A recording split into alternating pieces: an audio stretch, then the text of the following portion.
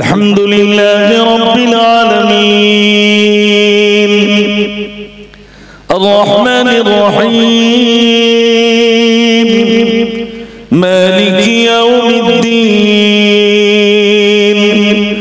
ইয়্যাকা না'বুদু ওয়া ইয়্যাকা নাস্তাঈন ইহদিনাস সিরাতাল মুস্তাকিম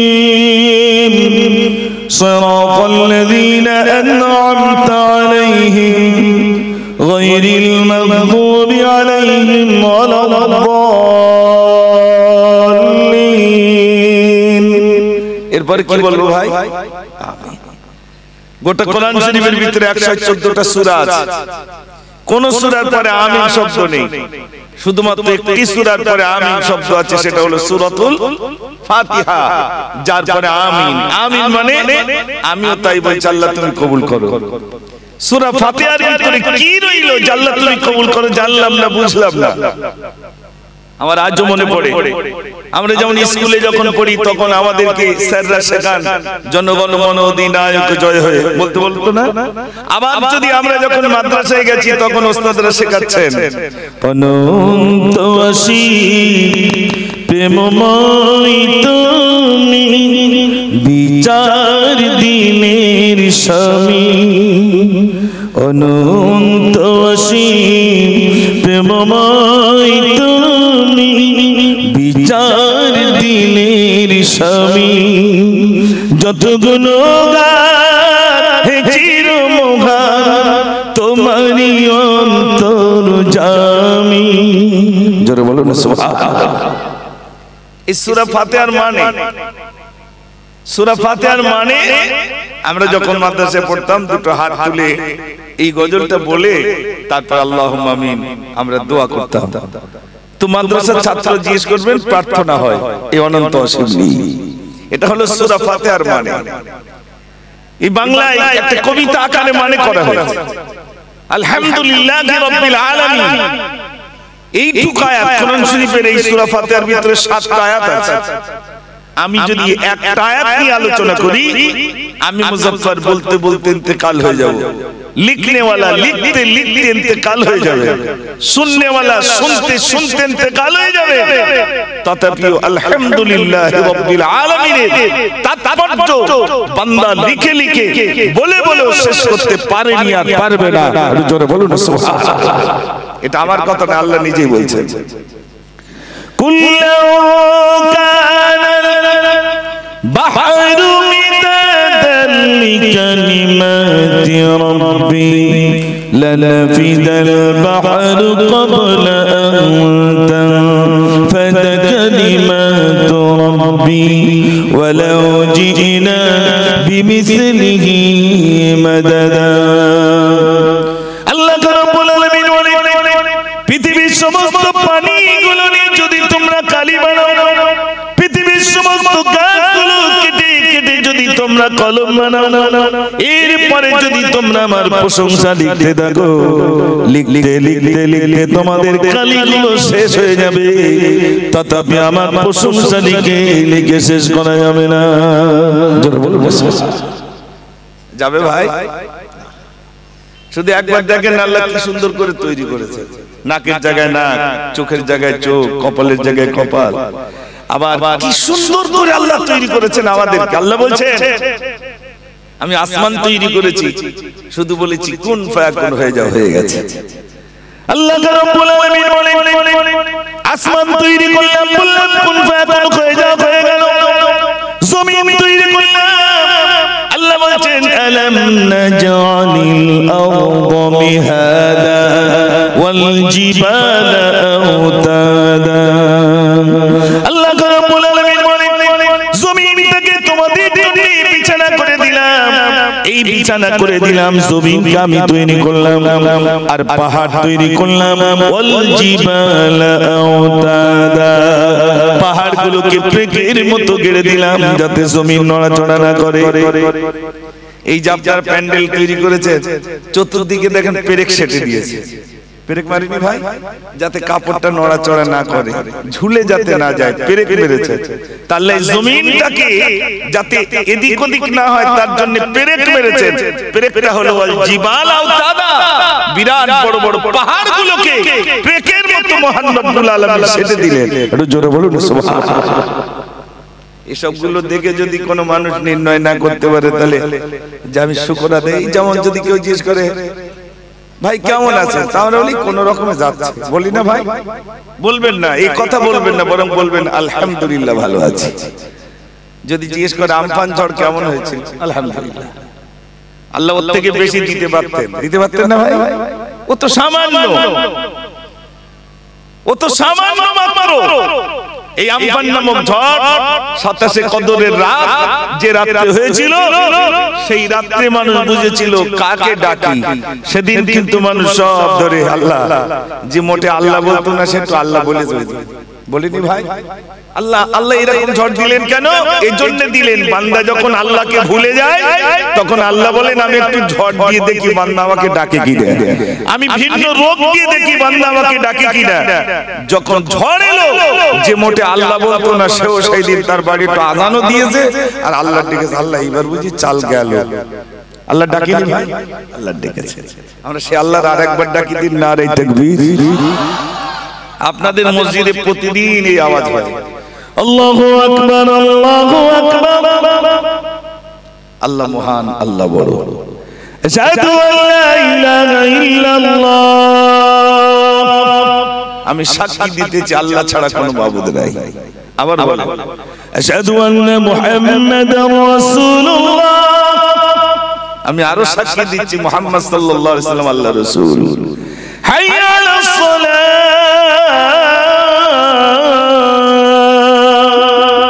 এসো নামাজের দিকে, এসো নামাজের দিকে। কোন ধর্মের উপর আঘাত আনা হচ্ছে না। তারপর আবার বলছেন হাইয়া আলাল ফালাহ, এসো কামিয়াবির দিকে, সফলতার দিকে।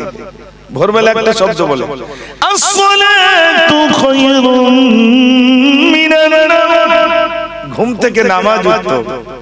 আবার বলে আল্লাহু আকবার, আল্লাহু আকবার, আল্লাহ মহান, আল্লাহ বড়।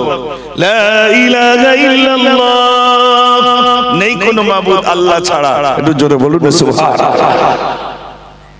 দেখেন না, আমরা তো আল্লাহ বলেছি, আমাদের উপরে কোনো জুলুম আসেনি, কিছুই আসেনি। ফেরাউন নাম শুনেছেন? একটু কথা বলে। ফেরাউন, তার স্ত্রী নাম ছিল আসিয়া। তো ফেরাউন নিজেকে আল্লাহ বলল, আনা রাব্বুকুমুল আলা, আমি নিজেই আল্লাহ। তো নিজেকে যখন আল্লাহ বলল, অনুসারীরা এসে বলছে ও ফেরাউন তুমি যদি আল্লাহ হও একটু পানি দাও দিও। বলছে যা 3 দিনের ভিতরে পানি দিয়ে দাও। ভাইরা আমার, প্রথম দিন চলে গেল, দ্বিতীয় দিন দুটো হাত তুলে বলে আল্লাহ তুমি যদি পানি না দাও কেউ আমাকে আল্লাহ বলবেন আল্লাহ একটু তুমি পানি দাও। আল্লাহ বলে ফেরাউন তোর বড় শখ হয়েছে আল্লাহ আমি পানি দিয়ে দিলাম। যেই না পানি দিয়ে দিলেন, অনুসারীরা এসে বললেন ও ফেরাউন তুমি বুঝি আমাদের আল্লাহ। ভাইরা আমার, সবাই ফেরাউনকে আল্লাহ বলে ডাকে। ফেরাউন নিজের বিবির কাছে গিয়ে বলে আসিয়া তুই আমাকে একটি বানের জন্য আল্লাহ বল। আসিয়া বলছে স্বামী গো তুমি আবার কবে আল্লাহ হলে? তুমি তো আমার স্বামী, আমি তোমাকে কখনই আল্লাহ বলে রাখতে পারি না। আমাকে আর তোমাকে যিনি সৃষ্টি করেছেন তিনি হলেন আমার আল্লাহ। জোরে বলুন সুবহানাল্লাহ। বেঈমানের ঘরে একটা আল্লাহ মুমিন দিয়ে দিয়েছে। স্ত্রী এত মুমিন, মুমিনা যে বলছে আমি তোমাকে স্বামী রূপে মানব, আমি তোমাকে আল্লাহ বলবো। ভাইরা আমার, আসিয়াকে বাড়ি বাড়ি বলে আসিয়া রে আমার মান সম্মানের ব্যাপার, সবাই আমাকে আল্লাহ বলে, তুই আমাকে একটুখানি আল্লাহ বলে না। আসিয়া বলছে স্বামী গো কখনোই তোমাকে আল্লাহ বলে ডাকতে পারি না, তোমাকে আমি স্বামীর মর্যাদা দিলাম। আমি যতক্ষণ বেঁচে রইলাম যিনি আমাকে আর তোমাকে সৃষ্টি করেছে তিনি হলেন আমার আল্লাহ। জোরে জোরে বলুন সুবহানাল্লাহ। ও ভাইরা আমার, ফেরাউন কি করলো? আসিয়ার পায়ে দড়ি বাঁধলো, ঘোড়ার পায়ে দড়ি বেঁধে দিল। আসিয়াকে টানতে টানতে নিয়ে যায়, গায়ের গোশতগুলো খসে খসে পড়ে যায়। আসিয়ার গায়ের হাড়গুলো যখন দেখা যায়, ফেরাউন কি বলে আসিয়া রে একটিবারের জন্য তুই আমাকে আল্লাহ বল আমি তোকে ছেড়ে দেব। আসিয়া বলছে স্বামী গো আমার গায়ের গোশতগুলো সব যদি খোঁজে পড়ে যায়, আমার জীবন বাকি যত করেছি, আমাকে তোমাকে যিনি সৃষ্টি করেছেন তিনি হলেন আমার আল্লাহ। জোরে জোরে বলো সুবহানাল্লাহ। কোন মতেই স্বীকার হচ্ছে না। আমাদের পরীক্ষা আসবে আর কিছুদিন পরে, হয়তো স্কুল বাড়ি ধরবে, তোর নাম কি, তো যেই নাম জিজ্ঞেস করবে তখন অনেকেই এমন নাম বলবে না মুসলমান না হিন্দু, এর মিডিল নাম আছে না ভাই, চেনা যাবে না, যেন না বুঝতে পারে আমি মুসলমান। যখন খুব এবার ট্রাই করবে যে দেখ জামা কাপড় কিন্তু খুলবো, তুই মুসলমান কিনা আগে তাড়াতাড়ি বল। পরীক্ষা আসবে না আসবে না? দিল্লির বুকে আসেনি, এসেছিল, আমরা জানি এগুলো। ও ভাই, মানুষ মনে করে আজান হচ্ছে কোন ধর্মের উপরে আঘাত আনে না, কখনো কোন ধর্মের উপর ইসলাম আঘাত আনেনি, আনবে না। বরং ইসলাম ধর্মাবলম্বী ইসলাম বলছে অন্য ধর্মাবলম্বীদেরকে সম্মান করো, প্যার করো, মহব্বত করো, তাদের ধর্মের উপরে আঘাত করো না, বরং তাদেরকে প্যার করো। এই কথা বলা হয়েছে ইসলামে। কোন ধর্মের উপরে আঘাত করো না, বরং তাদেরকে অন্য ধর্মাবলম্বীদেরকে প্যার করো আর মহব্বত করো। দেখেন না ফেরাউন তার স্ত্রীকে বারে বারে বলছে আসিয়া তোকে ছেড়ে দেবো একটা বারের জন্য, তুই আমাকে আল্লাহ বল, বলছে না আমি তোমাকে আল্লাহ বলবো। ভাই আমার ফেরাউন কি করলো? আসিয়ার বুকের উপরে বসে একটা ছুরি দিয়ে পেটটাকে ফেড়ে দিয়ে আসিয়াকে বলে আসিয়া রে নারী বুড়িগুলো দেখছিস একটা বারের জন্য আমাকে আল্লাহ বল, জনমের মতো আমি তোকে ছেড়ে দেব। আসিয়া বলছে স্বামী গো না না, আমি তোমাকে স্বামীর মর্যাদা দিলাম, কখনোই তোমাকে আমি আল্লাহ বলে ডাকতে পারি না। ভাই আমার আসিয়ার বুকের উপরে বসে একটা ছুরি দিয়ে নারী বুড়িগুলো পার করে ভাইরা মারে বাদ যখন ছুরি দিয়ে কাটতে শুরু করলো, আসিয়া তখন বলছো ওয়ালা জিনি আমাকে মুক্তি দাও মিনাল কওমি যালিমিন, ওই জালেমের হাত থেকে আমাকে মুক্তি দাও।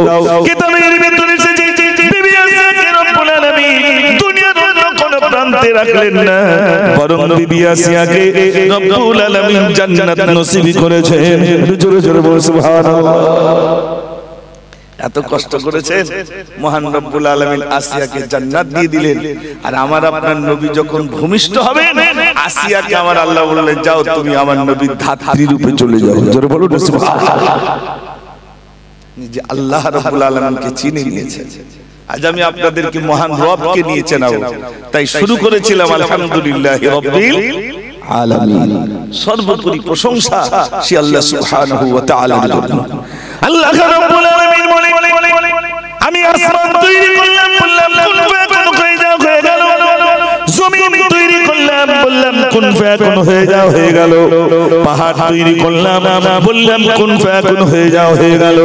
আমার আল্লাহ বলেন যা কিছু তৈরি করলাম পৃথিবীতে যা তোমরা দেখছো এগুলো আমি বানিয়েছি মাত্র 4 দিনের ভিতরে, সবগুলো আমি তৈরি করলাম।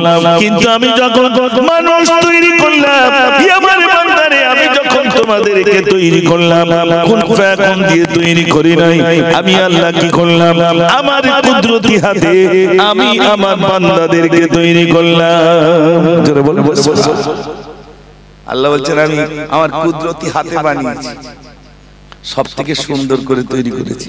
পৃথিবীতে যা তৈরি করেছে সব থেকে সুন্দর করে তৈরি করেছে মানুষকে। একটু জোরে বলুন সুবহানাল্লাহ। সেই আল্লাহকে এই যে ফুলগুলো টাঙিয়েছেন না, এই ফুলগুলো আমার আল্লাহকে আল্লাহ বলে ডাকে না, ডাকে না? একটু জোরে বলুন। ফুলগুলো ডাকে, গাছগাছালি তরুলতা যা দেখছেন সবাই ডাকে। তারপরে এই যে সমস্ত কীট পতঙ্গ পোকা মাকড় যা আছে আল্লাহ যা তৈরি করেছেন সবাই আল্লাহকে ডাকে। আল্লাহ ডাকে না কারা বলেন তো? মানুষ। এরা বিরাট চালাক তো, মানুষ ডাকতে চায় না, সবাই আল্লাহকে ডাকে। এই শুকরকে তৈরি করেছেন কি মোদি বাবু না মমতা ব্যানার্জি? কে তৈরি করেছেন ভাই? একটু জোরে বলে। আল্লাহ তৈরি করেছেন শুকরকে, আবার নিষেধ করে দিলেন ইন্নামা হারামা আলাইকুমুল মাইতাতা ওয়াদ-দামা ওয়া লাহমাল খিনজির। খিনজির মানে কি? শুকর। আল্লাহ বলছেন নিশ্চয়ই তোমাদের জন্য মৃত জিনিস খাওয়া হারাম। শুকর খাওয়া হারাম, রক্ত খাওয়া হারাম, নিষেধ করে দিলেন এগুলো খাবে না। তাহলে তৈরি করলেন আল্লাহ, আবার নিষেধ করে দিচ্ছেন ওটা খাবে না। আচ্ছা কেন খাবে না? এই কেনটা শুনতে গেলে তো একটু সময় দিতে হবে, কেন বর্ণনা করতে গেলে তো অনেক সময়। এখন আমি নিশ্চয়ই শেষের দিকে আমি বর্ণনা করবো আল্লাহ কেন বললেন শুকর খাবে না, শুকর কি বৈশিষ্ট্য রয়েছে, কেন আল্লাহ নিষেধ করলেন যে আমি তৈরি করেছি অথচ তোমরা খাবে না। এই শুকর আমার আল্লাহকে আল্লাহ বলে ডাকে না ডাকে না ভাই? ডাকে। কেন তৈরি করেছে আল্লাহ, ও আল্লাহর গুণগান করে। ওই দেখেননি কোকিল কুহু কুহু করে ডাকে, তো আমরা বলি কুহু কুহু, ও কুহু কুহু করে না, ও আল্লাহু আল্লাহু করে। একটু জোরে বলুন না সুবহানাল্লাহ। তাহলে মানুষ ডাকতে চায় না, পৃথিবীতে সবাই আল্লাহর ডাকে। তাই আমি গজলের ভিতর লিখেছিলাম, এই বললাম শুনবে কখন স্রষ্টার হুকুম, সকল সৃষ্টি তসবিহ জপে সৃষ্টি জাগর এই বললাম শুনবে কখন স্রষ্টার হুকুম, সকল সৃষ্টি তসবিহ জপে সৃষ্টি জাগর তুমি কি ভেবেছো গায়ের সারাই এসেছো দুনিয়াতে, নাপাক পানিতে করেছে তোমায় তাগায়ের হুকুমাতে, মানবে হুকুম পাইবে গুনাজাত, শান্তি পাবি দুনিয়াতে। বলো আল্লাহ বলো আল্লাহ বলো আল্লাহু আল্লাহ, বলো আল্লাহ বলো আল্লাহ বলো আল্লাহু আল্লাহ। নারী থাকবে মহান রবকে সবাই ডাকে, ডাকে না শুধু মানুষ। এই জন্য আল্লাহ রাব্বুল আলামিন যুগে যুগে নবী প্রেরণ করেছেন। প্রত্যেক নবীকে বলেছেন আপনি আমার বান্দাদের কাছে বলুন, ইয়া আইয়ুহান নাস, হে মানব সকলেরা, কুলু লা ইলাহা ইল্লাল্লাহ তুফলিহুন, তোমরা বলো আল্লাহ ছাড়া কোনো, একটু জোরে বলেন, কোনো মাবুদ নাই, আল্লাহ ছাড়া কোনো মাবুদ নাই। সকল নবী এই কথা বলেছেন। ভাইরা আমার, নবী নিজের ছেলেকে বলেন, এই ছেলে তুমি বলো লা ইলাহা ইল্লাল্লাহ। ছেলে বলল আমি মানব না। নূহ নবী নিজের বিবিকে বললেন, এ বিবি তুমি বলো লা ইলাহা ইল্লাল্লাহ, এক আল্লাহকে মেনে নাও। বিবি বলল আমি মানব না। একজন নবীর ছেলে, নূহ নবীর ছেলে মানল না, বিবিও মানল না মহান রবকে। নূহ নবী বললেন আল্লাহর তরফ থেকে কিন্তু প্লাবন আসবে। ছেলে বলল বাবা পাহাড় চূড়ায় উঠবো, কেউ আমাকে ক্ষতি করতে পারবে না, পারবে না।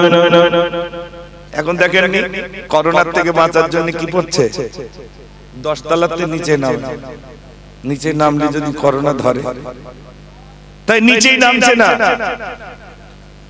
নূহ নবীর ছেলে বলল প্লাবন আসবে, আমি পাহাড় চূড়ায় উঠবো, কেউ আমাকে ক্ষতি করতে পারবে না। ঠিক এখন মানুষ ভাবছে করোনা আমাকে আক্রান্ত করতে পারবে না, মাস্ক যদি পরি অসুবিধে নেই। আমি কদিন আগে ত্রিপুরায় গেলাম, তো যখন এয়ারপোর্টে গেলাম তো আমার ফ্লাইট ছিল ইন্ডিগো। যেই গেছি আমাকে প্রথমে দেওয়া হলো একটি, যে আপনারা এইগুলো সব সংগ্রহ করুন। প্রথমে একটা মাস্ক, তারপরে স্যানিটাইজার, তারপরে দিয়েছে একটা কাঁচের মতো হেলমেট, সেটা পরতে হবে। তারপরে আবার কিছু মানুষ তার পোশাকও পরছে, সে পোশাকটা যাতে করে করোনা না আসে। আপনারা দেখেছেন নিউ টাউনে গেছেন তো ভাই, নিউ টাউনের বিল্ডিং গুলো কি সব নিচু নিচু না উঁচু উঁচু, বিরাট উঁচু উঁচু, দেখলে টুপি পড়ে যাবে। ওই নিউ টাউনে 20 তলা 40 তলার উপর থেকে নিচেই নামে না। যদি নিচেই নামি বাবা করোনা আক্রান্ত হতে পারে, অতএব উপরে থাকি। মনে রাখবে ওই রাস্তায় যে সমস্ত ভাইরা আমার একেবারে দুস্থ অসহায় গরিব, যাদের পরনের লুঙ্গি ছিল না, যাদের কাপড় ছিল না, রাস্তায় রাত কাটিয়েছে, তাদের করোনা হয়নি। 20 তলার উপরে 40 তলার উপরে করোনা থেকে বাঁচার জন্য ছিল, আল্লাহ তাকে দিয়েছে করোনা। করোনা এসে লাভ হয়েছে না লস হয়েছে ভাই? একটু কথা বলেন না আমার সঙ্গে। আমি তো উত্তর 24 না, লাভ হয়েছে না লস হয়েছে? লাভ হয়েছে। যদি বলেন একটু বলেন। চীনের রাষ্ট্রপ্রধান কোরআন শরীফ কেড়ে নিয়েছিল, নামাজের পাটি কেড়ে নিয়েছিল, তাসবিহ দানা কেড়ে নিয়েছিল, আর নামাজ পড়তে দেব না, আযান দিতে দেব না। করোনা নামক মহামারী এলো, চীনের রাষ্ট্রপ্রধান মুসলমানের ঘরে ঘরে কি চা বিক্রি হচ্ছে না কমিটি থেকে? এক্ষুনি দিলে আল্লাহ, একটা সিস্টেম আছে তো। ক্লাসে যে কেউ ঢুকতে পারে, বলে কই ঢুকতে হয়, দিতে গেলে একটু বলে কই তো দিতে হয়। সবে চেটা গুছলো, এইবার শুরু হয়ে গেল। সুবহানাল্লাহ তার বলতে পারবে না, খাবে না বলবে, এই জন্য সমস্যা হয়। তাও দিয়ে দেন, যখন এসেছেন তো দিয়ে দেন, কিছু করার নেই। কি বলছিলাম জানো ভাই? হ্যাঁ, চীনের রাষ্ট্রপ্রধান, চীনের রাষ্ট্রপ্রধান যখন এরকম করোনা এলো, তখন মুসলমানের বাড়িতে বাড়িতে গিয়ে বললো, যাও মসজিদ গুলো খুলে দিলাম, পুনরায় তোমরা আযান দিতে শুরু করো আর তোমরা ইবাদত করতে শুরু করো। একটু জোরে বলুন সুবহানাল্লাহ। করোনা না আসলে সুযোগ হতো। আপনারা জানেন স্পেনে মুসলমান নির্মূল করে দিল। 100 বছর মুসলমান সে দেশে ছিল না, স্পেনে একটা মুসলমান ছিল না। স্পেনের রাষ্ট্রপ্রধান ইহুদি মুসলমানদেরকে নির্মূল করার ষড়যন্ত্র করলো, মসজিদগুলোতে আগুন জ্বালিয়ে দিল। মুসলমান নামাজ অবস্থায় পুরো মসজিদ দাও দাও করে আগুন জ্বলিয়ে মুসলমান শেষ করে দিল। এরপরে মুসলমানরা চিৎকার আর আর্তনাদের ভিতরে তারা যখন পালাতে চেষ্টা করলো, সরকার তরফ থেকে এলান এলো, তোমরা পালিও না, বরং তোমাদের জন্য একটা জাহাজ দিচ্ছি, তোমরা ওই জাহাজে উঠে পড়ো, তোমাদের অন্য রাষ্ট্রে অন্য দেশে তোমাদেরকে পাঠিয়ে দেওয়া হবে। মুসলমান বাঁচার তাগিদে জাহাজে উঠলো। সেই জাহাজটা সমুদ্রের মাঝখানে ইচ্ছা করে ডুবিয়ে দিয়ে মুসলমান শেষ করে দিল। স্পেনে কোনো মুসলমান ছিল না, 100 বছর মুসলমান মোটেই ছিল না। তাহলে মুসলমান যদি না থাকে, মসজিদ আজান হবে? মসজিদগুলো সব গির্জায় রূপান্তরিত করলো তারা, গির্জা বানিয়ে দিল। করোনা নামক মহামারী এলো, যে স্পেনে 100 বছর আজান হতো না, সেই স্পেনে পুনরায় আবার আজানের শব্দ পাওয়া গেছে। একটু জোরে বলুন সুবহানাল্লাহ। আল্লাহর নাম নেবে না মানে আল্লাহর তরফ থেকে যেটা আসে সেটা ভালোর জন্য। যদি বলেন ওটাতে স্পেনে হলো, চীনে হলো, আমাদের কি হলো? আমাদের কি হলো মানে যখন এনআরসি হবে এই বুঝি এনআরসি হয়, সব কাগজপত্র কমপ্লিট করার জন্য সব ছোটাছুটি করছে, আর ওদিকে থানা থেকে শুরু করে আর আপনার ওদিকে আপনার কোর্ট থেকে শুরু করে এপিট যা কিছু, এমনকি বিয়ে শাদী বুড়ো বয়সে অনেকেই করে নিয়েছে। রেজিস্ট্রি আর রেজিস্ট্রির অফিসার শুধু বলছে এই রমজান ঘন পাকে হয়, যিনি আপনার অবাক হতে হয় ভাই, অবাক হতে হয়। মুসলমান, এই মুসলমানের কাগজপত্র ঠিক করার জন্য কম্পিউটার থেকে শুরু করে বহু কিছু কিনেছে, আর হাসছে আর বলছে এরকম যদি হয় 12টা পর্যন্ত লাইন, খানিক টাকা লুটে লওয়া যাবে। চার দোকানে বসে বসে কিছু লোক গল্প করেছিল, আমার কাগজপত্র সব ওকে। আমি বলি তুমি তাহলে থাকো আর আমরা সব চলে যাই। আপনারা বলুন এই মাগরিটা শ্রীরামপুর মাগরির একটা মুসলমান আছে আর সব চলে গেছে এখান থেকে এনআরসি। ওই মুসলমানটা থাকতে পারবে ভাই? কিসের মতো থাকবে বলুন তো?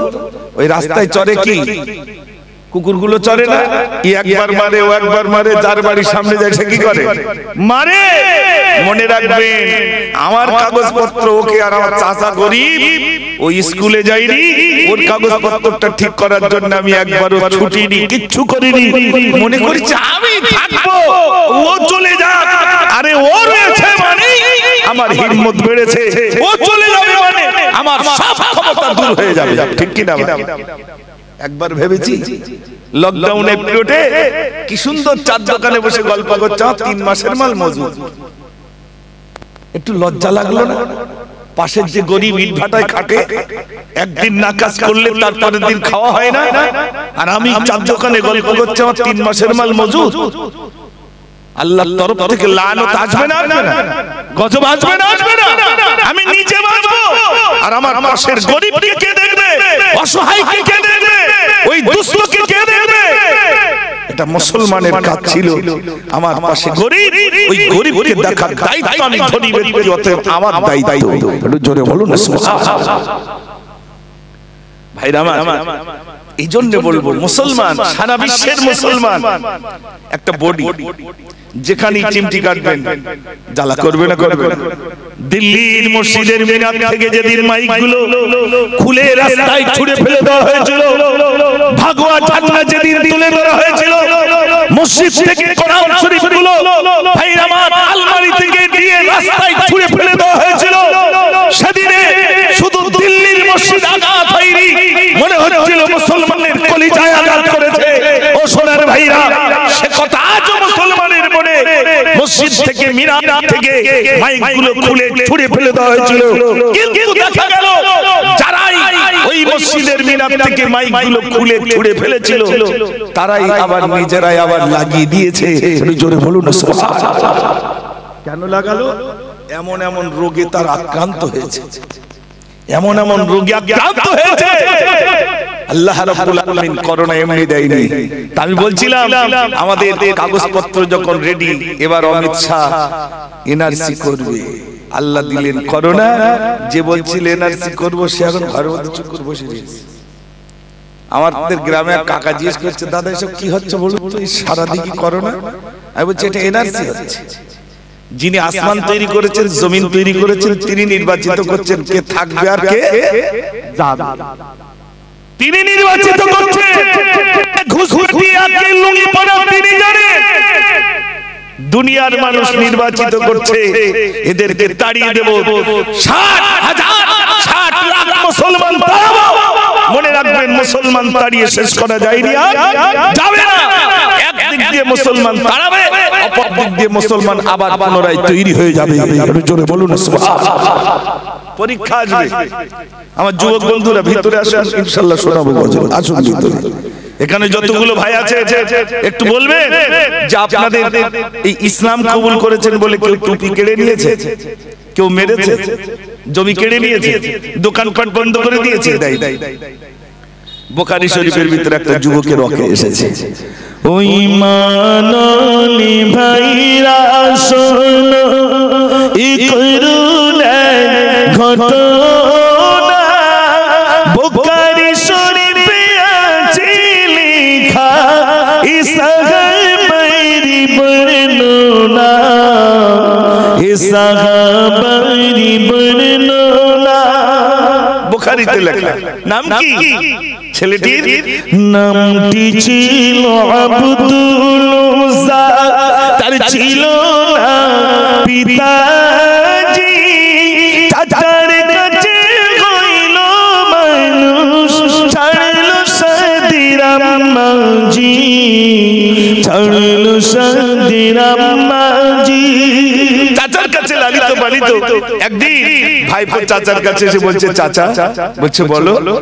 ভাইপো এসে বলল, চাচা মোর মনে বড় শখ জাগে, বেঈমান ছিলাম আনিব ঈমান, সাক্ষী রাখি তোমাকে, সাক্ষী রাখি তোমাকে। চাচা আমি কলমা পড়বো, তো সাক্ষী খুঁজে পাচ্ছি না, আপনাকে সাক্ষী রেখে আমি কলমা পড়ে নিলাম। জোরে বলুন সুবহানাল্লাহ। চাচা রেগে আগুন, চাচা রেগে আগুন। চাচা বলছে, তুমি সাক্ষী আর খুঁজে বলে না, আমাকে সাক্ষী রেখে জানো আমি তোমাকে কি করতে পারি। তো ভাই বলছেন, চাচা কি করবে? চাচা তখন বলছে, চাচা রেগে বলল, এবার ওমর ভাই শোনো না, আমার দেওয়া জমি মাকা তোমায় আমি দেব না, তোমায় আমি দেব না। জমি জায়গা ঘর বাড়ি যা দিয়েছিলাম সব কেড়ে নেব। ভাইপো তখন বলছে, ওগুলো কেড়ে নেবেন? তো চাচা বলছে, হ্যাঁ।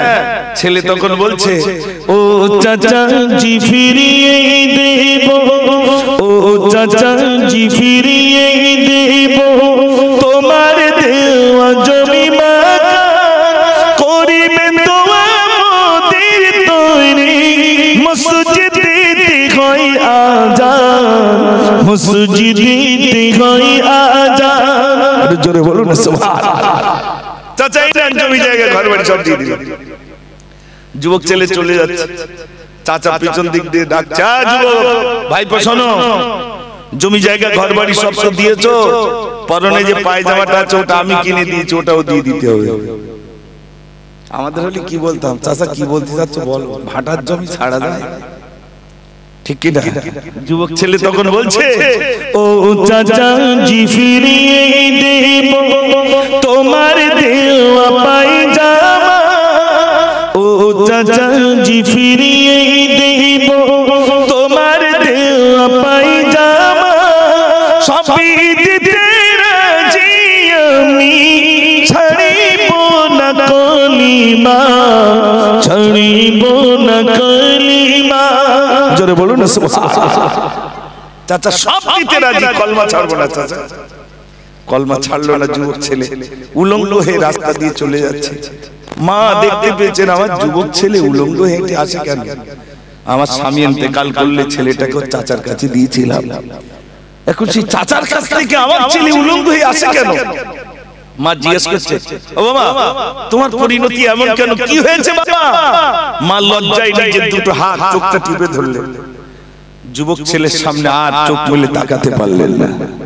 যুবক ছেলে তখন মাকে বলছে, ও মা দোস্তিয়া মানে তাই মা জান, দোষের কথা বলছে, দোস্তিয়া মানে তাই মা জান, দোস্তিয়া মানে তাই মা জান, কলমা আমি পড়েছি তারই বদলে জমি জমা, সবই আমি হারিয়েছি, সবই আমি হারিয়েছি। দোষ আমার এতটুকু, শুধু কলমা পড়েছি বলে জমি জায়গা ঘর বাড়ি সব কেড়ে নিয়েছে, পরনের পায়জামাটা খুলে নিয়েছে মা। দিল্লির বুকে তাবরেজ আনসারীকে যখন হত্যা করা হলো, ওর দোষটা কি ছিল ভাই জানেন? কলমাওয়ালা, মুসলমান, দাড়িওয়ালা, টুপিওয়ালা, কলমাওয়ালা মারতে মারতে শেষ করে দেওয়া হলো। আমার ভাইরা এ পর্যন্ত পৃথিবীতে পরীক্ষা আসবে, যুবক ছেলে সব দিয়ে দিল আর বলল, চাচা সব কেড়ে নিতে পারো, আমি যে কলমা পড়েছি আমার এক আল্লাহকে আমি মেনে নিয়েছি, জীবনের সব চলে যাবে, আমার আল্লাহকে আমি ছাড়বো না। জোরে বলুন না সুবহানাল্লাহ। আল্লাহর নাম আমার জবান থেকে তুমি কেড়ে নিতে পারবে না, আমি আল্লাহকে ডেকেছি। ও ভাই আমার যুবক ছেলে, মা বলল, ছেলে তুমি কি চাও? ছেলে বললে, মা কিচ্ছু চাই না, কিচ্ছু চাই না, টুকরা কম্বল নেই। মায়ের কাছ থেকে একটা কম্বল নিয়ে কম্বলটা দু টুকরা করলেন, এক টুকরা পরনে আর এক টুকরা গায়ে দিয়ে হাঁটতে হাঁটতে মদিনায় চলে গেলেন। মসজিদে নববী শরীফের পিলারের গোড়ায় হেলাম দিয়ে যুবক ছেলে চুপটি করে বসে রইলেন।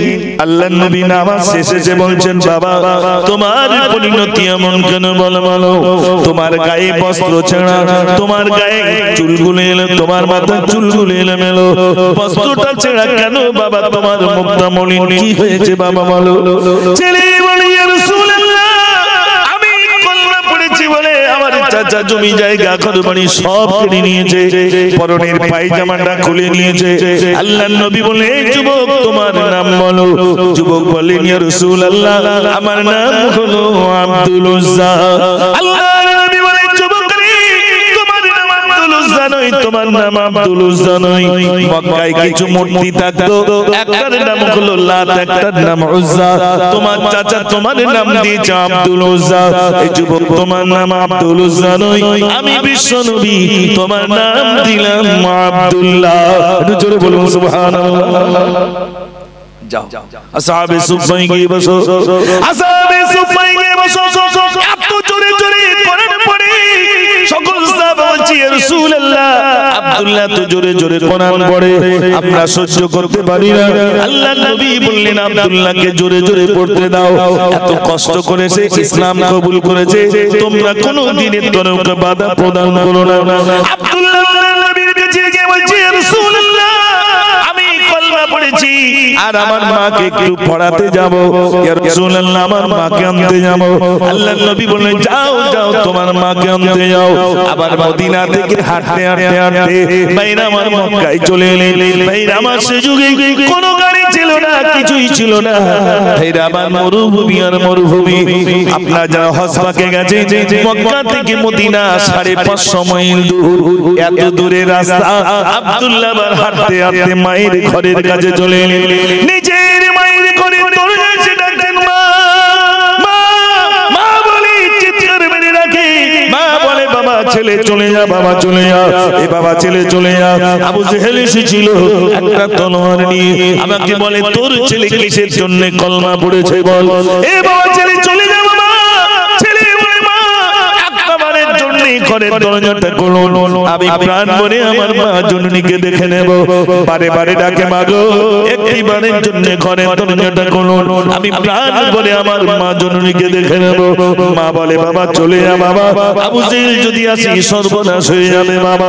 ছেলে বারে বারে ডাকে মা মা মা বলে চিৎকার মেরে রাখি। কিছুক্ষণ পরে মায়ের কোনো আর শব্দ পাওয়া যায় না। মা যখন আওয়াজ দিচ্ছে না, ছেলে বুঝতে পারছে মা কেন আর ঘর থেকে আওয়াজ দেয় না। ঘরের দরজাটা খুলে দিলেন, ঘরের ভিতরে প্রবেশ করে দিচ্ছেন মা জননী আর নাই। মা জননীকে ক্ষত বিক্ষত করা হয়েছে, তলোয়ার দিয়ে মা জননীকে পেটাই করা হয়েছে, টুকরা টুকরা করা হয়েছে, সমস্ত শরীরটা রক্তে রঞ্জিত। মা জননী ঘরের ভিতরে মৃত অবস্থায় পড়ে রইল। ভাইরা মায়ের দেওয়া কম্বল, মায়ের দেওয়া কম্বল, কম্বলটা দু টুকরা করে এক টুকরা পরনে এক টুকরা গায়ে দিয়ে মা জননী উটের উপরে তুলে রশি ধরে রশি দিয়ে বেঁধে উটের রশিটা টানতে টানতে আবার মক্কা থেকে মদিনায় চলে এলেন। আসসালাতু ওয়াসসালামু আলাইকা রাসূলুল্লাহ, আসসালাতু ওয়াসসালামু আলাইকা হাবিবাল্লাহ। আমার মা জননী কাঁদতে গিয়েছিলেন, আমার মা জননীকে জীবিত অবস্থায় আনতে পারলাম না ইয়া রাসূলুল্লাহ। আমার মা জননীকে আমি মৃত অবস্থায় আনলাম ইয়া রাসূলুল্লাহ। আমার মা যখন চলে গেল আর আমার কিছুই প্রয়োজন নাই ইয়া রাসূলুল্লাহ। আমার জীবনটা আমি ইসলামের জন্য কুরবানি করে দেব। জোরে বলুন সুবহানাল্লাহ। আমার জীবনটা আমি এবার ইসলামের জন্য দিয়ে দেব। আমার সব তো চলে গেল, আমার জীবন দেব। আল্লাহর নবী বলেন যুবক, এ যুবক আব্দুল্লাহ, তোমার মৃত্যুটা যদি জ্বর অবস্থায় হয়ে যায়, তোমার মৃত্যুটা যদি জ্বর অবস্থায় হয়ে যায়, আমি বিশ্ব নবী বলি তোমার মৃত্যুটা শহীদের খাতায় লিপিবদ্ধ হয়ে যাবে। যুবকের ইসলাম কবুল করা এত কষ্টের ভিতর দিয়ে, এত কষ্ট, জমি জায়গা ঘর বাড়ি সব কেড়ে নিয়েছে, শুধু আল্লাহকে আল্লাহ বলে মেনে নিয়েছে বলে সব কেড়ে নিয়েছে। আজ আমরা ঘুষপেটিয়া হলাম কেন?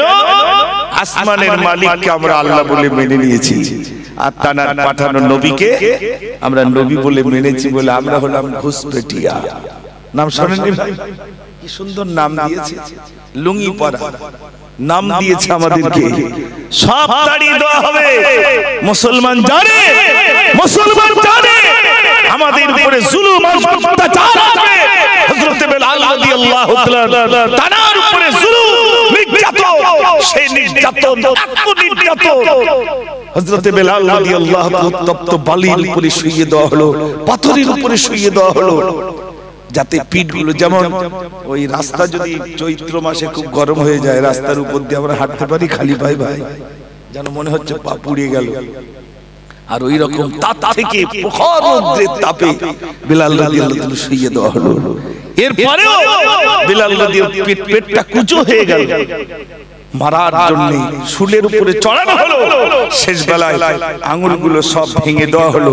হযরত বেলাল রাদিয়াল্লাহু তাআলা আঙ্গুল ভেঙে দেওয়ার পরেও আঙ্গুল তুলে বলেছিলেন আহাদুন আহাদুন আহাদুন, আমার আল্লাহ এক, আমার আল্লাহ এক। জোরে বলুন সুবহানাল্লাহ।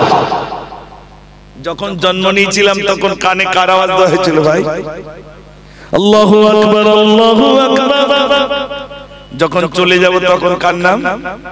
লা ইলাহা ইল্লাল্লাহ মুহাম্মাদুর রাসূলুল্লাহ সাল্লাল্লাহু আলাইহি ওয়াসাল্লাম, নেই কোনো মাবুদ আল্লাহ ছাড়া, মুহাম্মদ সাল্লাল্লাহু আলাইহি ওয়াসাল্লাম আল্লাহর রাসূল, এই কথা তুমি বলো।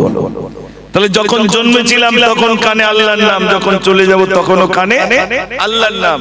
আর যে কদিন বাঁচবো সে কদিন কার নাম? মোদি বাবু আর মমতার নাম। চার দোকানে গেজা উঠে যাচ্ছে, মমতা মমতা করে আর মোদি মোদি করে। ঠিক বলছি না ভুল বলছি? আল্লাহর নাম কোথায় গেল? এত আল্লাহ বিল্লাহ করি, কই কখন বলি না তো। এই জন্য আমফান নামক ঝড় যেদিন এসেছিল তখন জবান থেকে কার নাম বেরিয়েছিল ভাই? তখন আর মোদি আর মমতার কথা বেরোয়, তখন তো আল্লাহ এইবার বুঝি গেল। আর যেই ঝড় ঠান্ডা হয়ে গেল, ব্যাস উফ, এইবারে শুরু হয়ে গেল কেন কারেন্ট নেই আর কেন পানি নেই, কেন কারেন্ট নেই আর কেন পানি নেই। মহান রব তালাকে ডাকতে পারিনি, ডাকার মতো যদি ডাকি বেশক তিনি আমার আপনার কথা শুনবেন। মনে রাখবেন মুসা নবীর সঙ্গে আল্লাহ রাব্বুল আলামিন কথা বলেছিলেন, এইজন্য মুসা নবীকে আমরা বলি মুসা কালিমুল্লাহ। মুসা নবীর সঙ্গে আল্লাহ কথা বলেছেন, তাই তিনি কালিমুল্লাহ। কিন্তু আল্লাহ যে কথা বলেছেন মুসা নবীর সঙ্গে তিনটে শর্ত। প্রথম শর্ত হলো তুর পাহাড়ে উঠতে হবে, দ্বিতীয় শর্ত হলো জুতো খুলে আসতে হবে, তৃতীয় শর্ত হলো ৭০,০০০ পর্দা থাকবে। তারপরে আল্লাহ মুসা নবীর সঙ্গে কথা বলবে।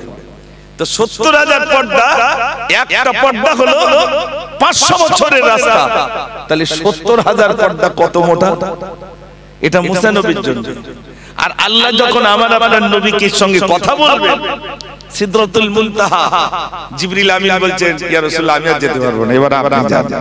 তো নবীজি একা যাচ্ছেন, জুতোটা খুলছেন, আমার আল্লাহ বলছেন হাবিব জুতা খুলতে হবে না, আপনার জুতার ধুলা আমার আরশে আজিম ধন্য হয়ে যাবে। একটু জোরে বলুন না সুবহানাল্লাহ।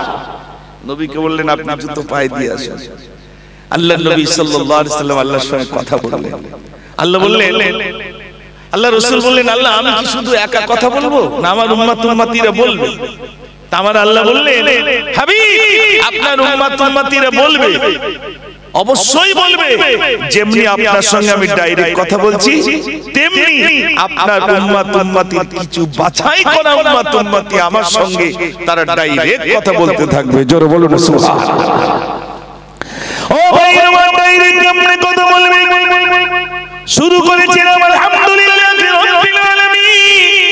এই কোরআন শরীফ যখন বান্দা পড়বে, বান্দি পড়বে, তখন মহান নবীর সঙ্গে কথা হবে। ও ভাইরা আমার কিতাবের ভিতরে এসেছে গোটা কোরআন শরীফের ভিতরে আল্লাহ যা দিলেন সবগুলো সূরা ফাতিহার ভিতরে দিয়ে দিলেন। আর সূরা ফাতিহার ভিতরে যা দিলেন সবগুলো বিসমিল্লাহির রহমানির রহিমের ভিতরে দিয়ে দিলেন। বিসমিল্লাহির রহমানির রহিম এর ভিতরে তিনটে শব্দ আছে, একটা হলো আল্লাহ, একটা হলো রহমান, একটা হলো রহিম। আল্লাহ নামের তাৎপর্য ১০০০, রহমান নামের মানে তাৎপর্য ১০০০, রহিম নামের মানে তাৎপর্য ১০০০। কোন মানুষ যদি বলে বিসমিল্লাহির রহমানির রহিম, ওই মানুষটা যেন মহান রব্বুল আলামিনকে ৩০০০ নাম ধরে ডাকলো। জোরে বলুন সুবহানাল্লাহ, জোরে বলুন না সুবহানাল্লাহ। ইট যখন কাটবেন শুরুতেই কি বলবেন? ইট কাটার লোক নেই নাকি? বিসমিল্লাহির রহমানির রহিম। গাছে উঠবেন কি বলবেন? বাসে উঠবেন কি বলবেন? তারপরে যে কাজ করবেন শুরুতেই কি? বিসমিল্লাহির রহমানির রহিম। কিন্তু আমাদের এই আল্লাহর নামটা ভুলে গিয়ে মা প্রথমেই শেখায় বাচ্চার কাছে একটু হাম খা। কি খা? হাম খা। তারপরে শুধু খাওয়াচ্ছে না, মোবাইল বের করে দিচ্ছে, এই বুড়ির কার্টুনটা দেখ। কি আশ্চর্য! বাচ্চা কি করে আল্লাহ বল শিখবে? শিশু বাচ্চা জন্ম নিচ্ছে তো তখন এখনকার বাচ্চা জন্ম নিচ্ছে যেন হাত রাখছে মোবাইল, মোবাইল জন্ম নেই যেন হাত রাখছে। ঠিক বলছি না ভুল বলছি? মোবাইল খুঁজছে। যদি বলেন কি করে হয়, মা এত মোবাইল দেখা দেখেছে, বাচ্চা সব মুখস্থ করে ফেলেছে। জি এত পরিমাণ দেখেছে। বড় দুঃখের কথা বলছি, বাচ্চা এখন আল্লাহর নাম আর নিতে পারছে না। হযরত লোকমান তার ছেলেকে শিক্ষা দিচ্ছে, বাবা লা তুশরিক বিল্লাহ, আল্লাহর সঙ্গে শিরক করো না। আল্লাহকে মানানোর জন্য হযরত লোকমান তার ছেলেকে নসিহত করছেন। আর আমরা আমাদের ছেলেকে নসিহত করতে পারলাম না, মহান রবকে ডাকো বাবা, শুরুতে তুমি ভাত খাবে বলো বিসমিল্লাহির রহমানির রহিম, আল্লাহর নামে আমি শুরু। তাহলে আল্লাহকে চেনাতে পারলাম না। আমি আপনি ওই হসপিটালে যখন বাচ্চা জন্ম নেয়, তখন তাদের ভিতরে যে শিশু বাচ্চা জন্ম নিলেই তার কানে কি দিতে হবে, একটু জোরে বলে, আযান দিতে হবে। এখন আর আযান দিচ্ছে না, কে শুধু ফটো তুলতেছে, বাচ্চার ফটো তুলতেছে, আর কেউ তো আযান দিচ্ছে না। যখন আপনি আযান না দেবেন, শয়তান তখন তার কথাটা বলে দেবে। শয়তান যেই বলে দিচ্ছে, ওই বাচ্চাটা যত বড় হচ্ছে তখন বুড়িমার কার্টুন দেখবে। আর একটু বড় হলো, বাচ্চা কাঁদছে, মা ভাত খাওয়াচ্ছে, শুধু ওই কার্টুন দেখি বলছে খাই, দেখ আর খা, ওই দেখে আর খায়। আর একটু যখন বড় হয়, তখন মা ওকে রেখে কাজে যায়, আর ওই বাচ্চা তখন আস্তে আস্তে একটু গেম খেলে। আর একটু যখন বড় হয়, তখন এবার ফ্রি ফায়ার আর পাবজিতে বসে। ঠিক বলছি না ভুল বলছি? যে হাত দিয়ে নামে রেখে, আর শুধু আওয়াজ হচ্ছে মার মার মার। ঠিক বলছি না ভুল বলছি? আল্লাহ শব্দ কোথায় গেল? আল্লাহ কি চিনলো কই? আমি চিনলাম না, ছেলেও চিনলো না, কেউ চিনলো না। আর যেই মরে গেছি, তখন ইমাম সাহেব গ্রামের লোক বলছে, মাদ্রাসাতে দু চারটে লেস একটু মাথার ধারে হামাও করুন। মাথার ধারে এসে এবার একটু পড়বে, আর আমরা মনে করতেছি ও বুঝি এবার জান্নাতের প্রথম কাতারে চলে যাবে। ইমাম সাহেব চাকরি বাঁচানোর জন্য সারা জীবন একটু আল্লাহ বললো না, মরে গেল। ইমাম সাহেব এবার কবরে শোয়ানোর সময় বলছে বিসমিল্লাহি ওয়া আলা মিল্লাতি রাসূলিল্লাহ, আল্লাহর নামে নবীর দলে উঠায় দিলাম। ফেরেশতা বলছে কোন দলে দেবো সেটা আমি জানি, কোন দলে দেবো সেটা আমি জানি। জীবনে আল্লাহর নাম বলিনি, এখন কোন দলে যাবে সেটা তোমার আর বলতে হবে। ঠিক কি না ভাই? তাহলে ছেলেকে আল্লাহ বলছে কেন? আমার ছেলে আমার বাপকে চিনলো না, আমিও আমার প্রভুকে চিনলাম না, যিনি আসমানের মালিক, কুল কায়নাতের মালিক, সারা পৃথিবীর যিনি মালিক, তিনি হলেন আল্লাহ রাব্বুল আলামিন। বলছেন আমি হলাম ইন্নাল্লাহা আলা কুল্লি শাইইন কাদির, আমার মতো ক্ষমতা কারোর নাই। আমি শুধু বলবো কুন ফায়াকুন হয়ে যাও, সঙ্গে সঙ্গে তা হয়ে যাবে। একটু জোরে বলুন সুবহানাল্লাহ। আমার বান্দা, তুমি যখন আমাকে ভুলে যাও, তখন আমি একটু করোনা নামক মহামারী দিই। বান্দা, তুমি যখন আমাকে ভুলে যাও, তখন আমি ঝড় দিই। বান্দা, তুমি যখন ভুলে যাও, তখন তোমার শিশু সন্তানকে আমি তুলে নিই। বান্দা, তুমি যখন অর্থের পিছনে ধরো, আমি বিভিন্ন বিপদ দিই, যাতে বান্দা তুমি আমাকে আল্লাহ বলে ডাকো। নবীদেরকেও পরীক্ষা নিয়েছেন, আমাদেরকেও পরীক্ষা নেবে। যদি বলেন তাহলে বিধর্মীদের পরীক্ষা তো কম কেন? স্কুলের কোন স্টুডেন্ট হলে, ছাত্র হলে তবেই তো পরীক্ষার প্রশ্নপত্র আসবে। আর আমি যদি স্কুলের স্টুডেন্ট না হই, দোকানে বসে বসে রয়েছি, তো স্কুলে প্রশ্নপত্র আসে না, দোকানে দোকানে আসে ভাই, দোকানে আসে না। স্কুলের ছাত্র হলে তবে পরীক্ষা আসবে। আমি কলমাওয়ালা, লা ইলাহা ইল্লাল্লাহ মুহাম্মাদুর রাসূলুল্লাহ সাল্লাল্লাহু আলাইহি ওয়াসাল্লাম, আমার উপরে বেশি পরীক্ষা আসবে। আমার দোকানপাট নষ্ট হয়ে যাবে, আমার উপরে জুলুম আসবে, আমার উপরে অত্যাচার আসবে, আমার উপরে বিভিন্ন বিপদ আসবে। স্ত্রীর শরীর খারাপ হবে, ছেলের শরীর খারাপ হবে, যাতে করে এই অসুস্থতার ভিতরেও আমার রবকে যদি খুশি করতে পারি, আমার রবকে যদি আমি প্রশংসা করতে পারি, তবে মহান রব্বুল আলামিন খুশি হয়ে যাবে। একটু জোরে বলুন সুবহানাল্লাহ। আমি গজল শোনাবো ইনশাআল্লাহ। ভোল্টেজ এখনো তো অনেক বাকি, আপনারা অনেক যুবক বন্ধুরা মনে হয় শুধু মিলাদ করবেন, আর কালকে রাত্রি তো অনেকেই গজল শুনেছেন, আর গজল বলার প্রয়োজন নাই। তারপরেও বুড়ো বয়সে আমার একটু না বললেও হয় না, তো মাঝে মাঝে ইনশাআল্লাহ বলবো। দেখি আরেকবার ভোল্টেজ আপনাদের যদি শোনার মন মানসিকতা থাকে, নারে তাকবীর, এরকম একটু মুসলমানের মতো আওয়াজ দেন, নারে তাকবীর। আমি একটা গজল লিখেছিলাম অনেক আগে, আজান সুরে সুরে তব নাম গায়, মদিনার মিনারে সেই নাম হয়। আমি তোমার বার ডাকি তোমায়, নামাজি দাঁড়িয়ে সিজদায় গিয়ে বলি শুধু আমি আল্লাহ, ও গো আল্লাহ, ও গো আল্লাহ, ও গো আল্লাহ, ও গো আল্লাহ, ও গো আল্লাহ, ও গো আল্লাহ, ও গো আল্লাহ, ও গো আল্লাহ। আলহামদুলিল্লাহ, নারে তাকবীর। পৃথিবীতে এমন কোন কাজ আছে যে আল্লাহর নাম নিয়ে যদি আপনি শুরু করেন, প্রত্যেকটা কাজে শুরুতে কার নাম? আল্লাহর নাম। বিসমিল্লাহির রহমানির রহিম, আল্লাহর নামে আমি শুরু করিতেছি। ভাত যখন খুলবে মায়েরা তখন কি বলবে? বরকত নেই, শুধু বলছে যে তুমি এত লেট থাকে না, তো থাকবে কি করে? থাকবে কি করে? আল্লাহর নাম নেই তো। আমার টাকার ভিতরে বরকত নেই, খাওয়ার ভিতরে বরকত নেই, কোনোটা বরকত নেই, মানে একদিক দিয়ে আনছে আর একদিক দিয়ে চলে যাচ্ছে। ওই জন্য তদবির কারকের ওখানে ভিড়ও বেশি হচ্ছে। শুধু হুজুর একটু তদবির করে দেন, এত টাকা আয় করি তা টাকা থাকে, থাকবে কি করে? আয় করার সময় আল্লাহ বলে না, ইনকাম করার পরেও আল্লাহ তুমি যতটুকু আজ দিয়েছো আলহামদুলিল্লাহ, এটাও বলে না। বলে কি ভাই? শুকর আদায় করে না বলে নিয়ামত বাড়ে না, আল্লাহর তরফ থেকে বরকত হয় না। আর আপনি যখন বিসমিল্লাহ দিয়ে শুরু করবেন আর আল্লাহর প্রশংসা করবেন, আল্লাহর শুকরিয়া আদায় করবেন, অল্প খাবেন, অল্প ইনকাম করবেন, ওর ভিতরে মহান রব্বুল আলামিন বরকত দিয়ে দেবেন। জোরে বলুন সুবহানাল্লাহ। আল্লাহর নবী সাল্লাল্লাহু আলাইহি সাল্লাম 3 দিন অনাহারে পেটে কাপড় দিয়ে বেঁধে রেখেছে। আপনারা এরকম কোনদিন ছিলেন ভাই পেটে কাপড় বাঁধা? লকডাউনেও ছিলেন? এই লকডাউনে পিরিয়ডেও ছিলেন কি? না, কেউ ভুকা ছিলেন না। আর আল্লাহর নবী সাল্লাল্লাহু আলাইহি সাল্লাম ভুকা ছিলেন, ক্ষুধার্ত অবস্থায় 3 দিন কিচ্ছু নাই, কিচ্ছু নাই, পেটে শেষ বেলায় কাপড় দিয়ে বেঁধে রেখেছে যাতে খিদে না পায়। জানার জন্য আসমান, জানার জন্য আমি আপনি, তিনি পেটে কাপড় বেঁধে রেখেছেন। ভাই আমার নবীজির পেটে কাপড় বাঁধা দেখে একজন সাহাবী এসে বলে, আল্লাহর নবীর পেটে কাপড় বাঁধা কেন? বললেন নবীজি 3 দিন কিছুই খান না, আমাদের বাড়িতেও কিছু নাই, আল্লাহর নবীকে আমরা কি দেব? কিছুই নাই।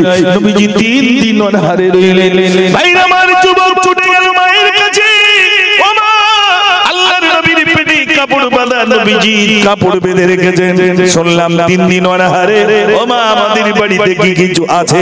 আল্লাহর নবীকে একটু আমন্ত্রণ করব। মা বললেন, বাবা ছেলে, একজনের মতো খাদ্য আছে, একজনের মতো, দ্বিতীয় জনের খাদ্য আমাদের বাড়িতে নাই। বাবা তুই তাড়াতাড়ি করে যা, আল্লাহর নবীকে একটু আমন্ত্রণ করে নিয়ে আয়, আল্লাহর নবীকে একটু নেমন্তন্ন করে নিয়ে আয়, আমাদের বাড়ির জন্য একটু দাওয়াত করে নিয়ে আয়।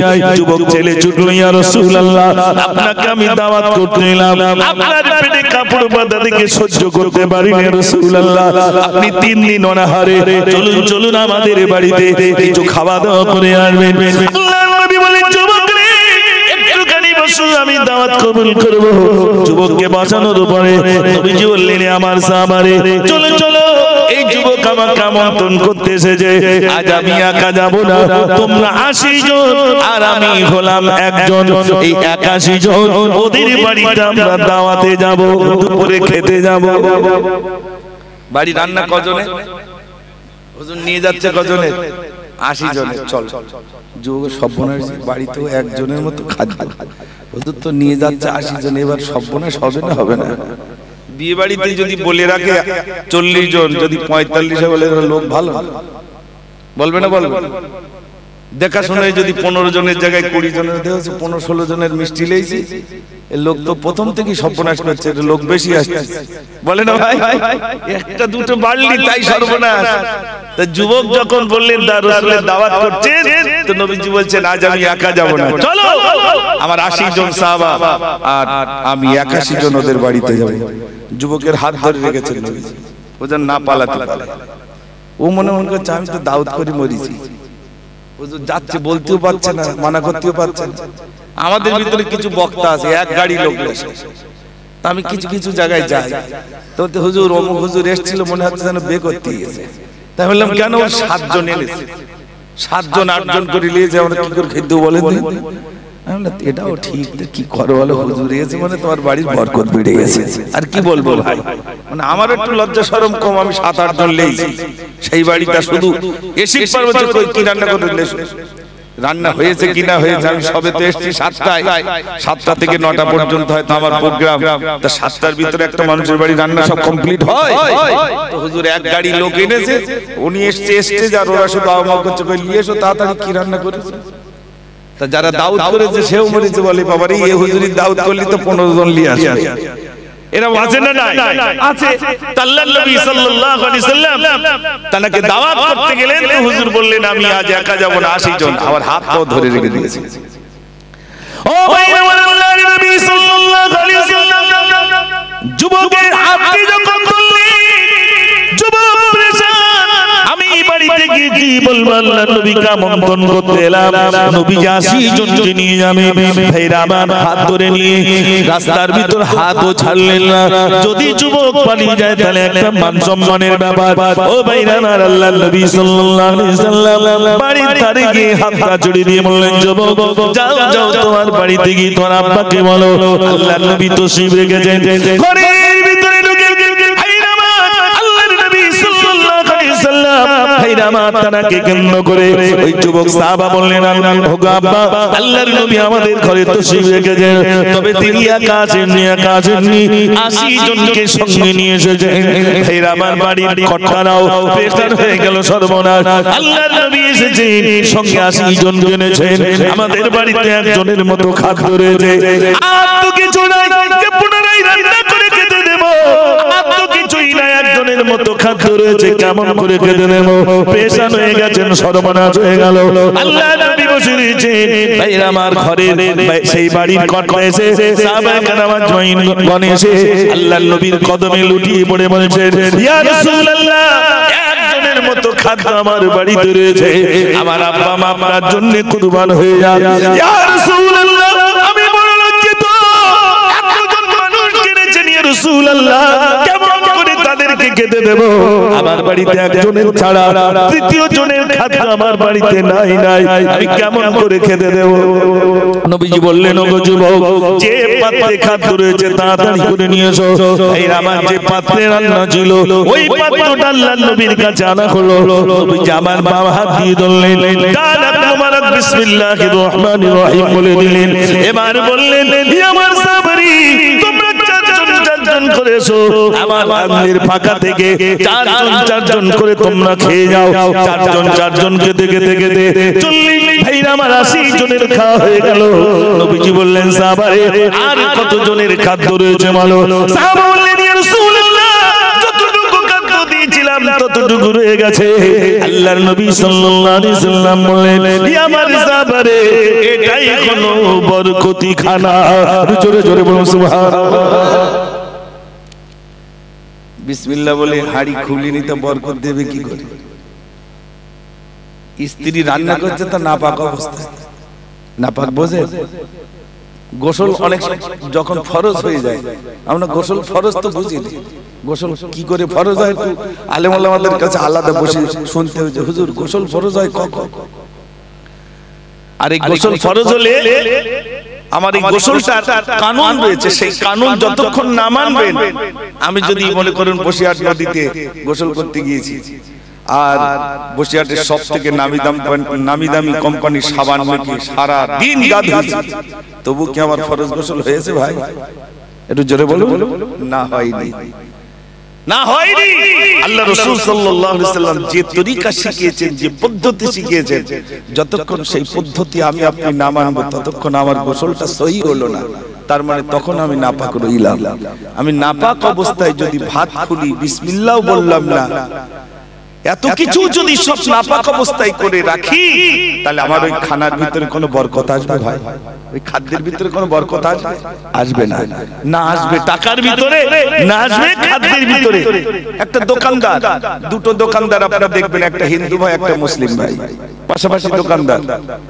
হিন্দু ভাইটা সকালে যখন দোকানে আসে, সে তখন স্নান করে আসে, আসে না ভাই?